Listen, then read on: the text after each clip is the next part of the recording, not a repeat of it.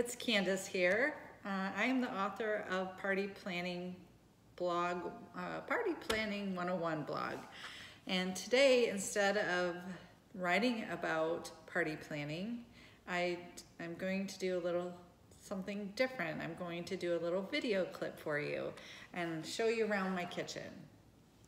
If you have been following my blog, you know that I am going to be hosting a party, which I'm so excited about, for the first time here in Florida. We just moved to Florida we moved into our house at the end of August, and this is my first time being able to entertain here, and I'm so excited. I just love my kitchen. It is perfect for cooking, and I believe, I haven't entertained yet, but I believe it's gonna be like super functional for entertaining. So this week I have been busy prepping for the party that is tomorrow. I have cleaned all my bathrooms, I have vacuumed, I've dusted, done all of the cleaning.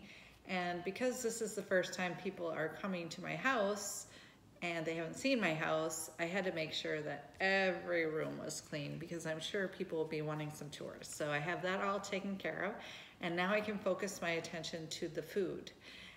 Today I'm going to be prepping most of my dishes, not cooking any of it, just prepping it and mixing the ingredients together so that tomorrow all I have to do is throw it in the crock pot or bake it or whatever it calls for. Today is baked potato salad. And actually, if you don't recall, we're doing barbecue tomorrow. My husband's smoking ribs. We're having pulled chicken, smoked barbecued pulled chicken, smoked barbecued pulled pork, and barbecued ribs. And I'm probably going to get some hot dogs. We will have some children. I'm not sure if they like barbecue, so I want to make sure I have something for them to eat as well. The side dishes are baked potato salad, barbecued beans, coleslaw, let's see, I'm drawing a blank, cheesy corn, and I'm going to do corn muffins. For dessert, I'm making a peppermint fudge brownie, and an hors d'oeuvre, I'm just gonna have a slab of cream cheese with some sriracha jam and crackers. Just something simple, because I wanna make sure that my guests don't fill up before dinner, because we're gonna have a lot of food. I'm not really sure how many guests we're going to have, maybe 10 to 20. That's just a guess, I have no idea. So I don't know if I'm gonna have too much food or not enough. I can actually tell you I will have too much food because I always do. I never ever want to run out of food. That is a hostess's worst nightmare, food or drink. So the baked potato salad is what I'm working on right now. I boiled the potatoes last night because you want to make sure that you put them in the fridge and get them cooled down before you work with them. I did 5 pounds of potatoes. I'm going to peel them and chop them up, dice them up. Not too small, you want to have them decent sized pieces. The dish includes, it has onion in it, and I probably will use this entire onion. I want to say it's about 1/2 cup that I use, and that's a good point.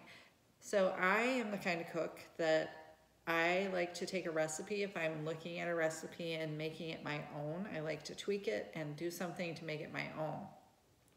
The recipes that I've come up with myself, I don't measure, so I can't ever, when people ask me, can I have your recipe?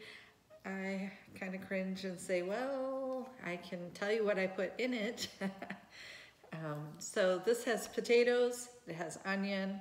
I would say about 1/2 cup of onion for 5 pounds of potatoes. I use mayonnaise in it, just regular Hellmann's mayonnaise, about 1/4 cup, I would say.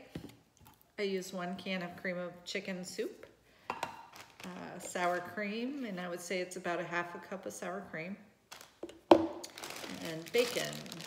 This is actually 1 pound of bacon. I don't know if I'll use all of it. I will kind of eyeball it after I dice up the potatoes to see. I chop it up and I'll add that to my potatoes.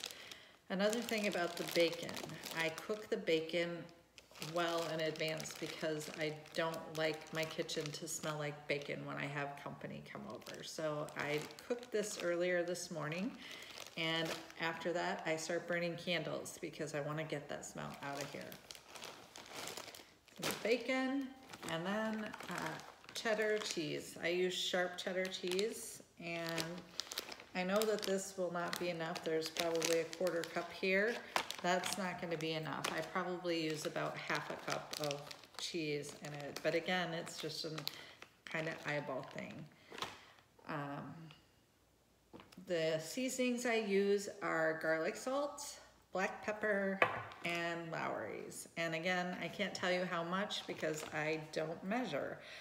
What I do is I will dice up the potatoes, I will chop up the onion, the bacon, and then I'll season the potatoes without any of the wet ingredients.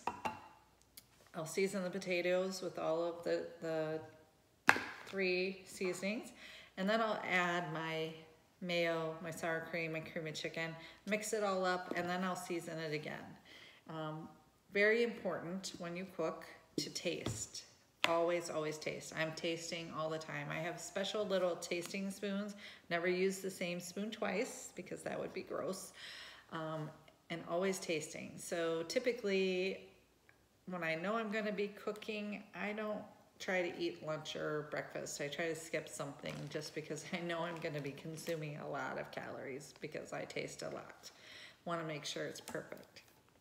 So that's what goes into the baked potato salad. Once I'm done with baked potato salad, I'm going to be working on my cheesy corn.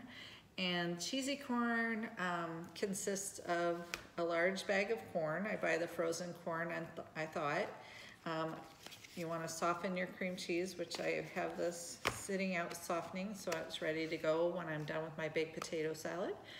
And I add to it roasted red peppers, and I like to make it a little spicy, so I spice it up with some red pepper flakes. The cheesy corn is a recipe that I came up with when we lived in Kansas City.